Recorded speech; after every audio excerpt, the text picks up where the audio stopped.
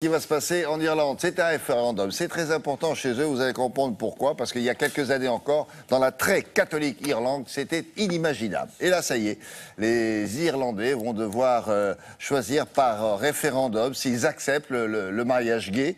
Alors, le oui a une certaine avance et il faut dire que les partisans ont gagné la bataille de la communication. Mais on va en savoir plus avec notre correspondant en Grande-Bretagne et en Irlande, Loïc Delamordé. Il est sur place. Alors, l'idée, c'est est-ce que ça provoque là-bas des tensions comparables à ce qui s'est passé chez nous en France il y a 2 ans. Bonjour Loïc.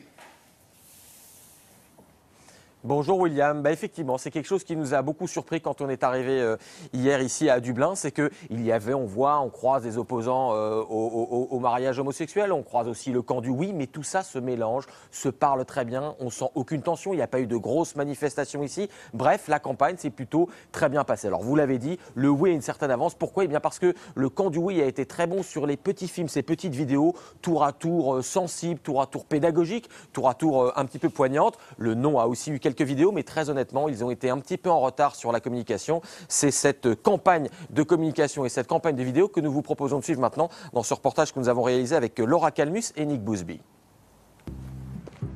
C'est l'histoire d'un jeune Irlandais, tout intimidé, qui vient demander la main de son petit ami Sinead.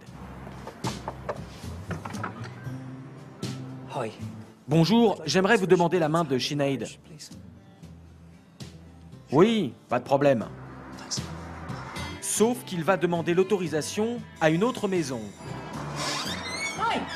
Hello, je vous demande la main de Sinead. Puis une autre encore. Il ne demande pas l'approbation à sa famille, mais un par un à tous les habitants du pays. Une manière de faire comprendre qu'aujourd'hui, ce n'est pas juste un choix personnel, mais qu'il faudra l'accord de 4 millions d'électeurs pour obtenir ce droit. Tout au long de la campagne, le camp du oui a multiplié les films de sensibilisation.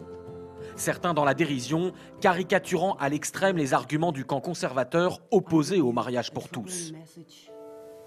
La sainteté du mariage est menacée. Menacée par les gays, par leurs parades flamboyantes et leurs chansons disco, qui provoqueront l'extinction de la race humaine. D'autres ont choisi le sens de l'histoire pour convaincre. Ainsi, la très populaire Mamie en chef a pris la parole. Hello. Personnage d'une célèbre série télévisée de la BBC, c'est un peu la Madame Doubtfire irlandaise.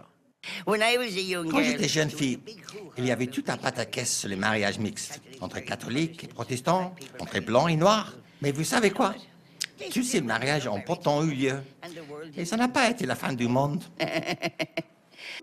Bien que moins visible, le camp du non a choisi d'insister sur les conséquences avec l'adoption ouverte aux couples homosexuels.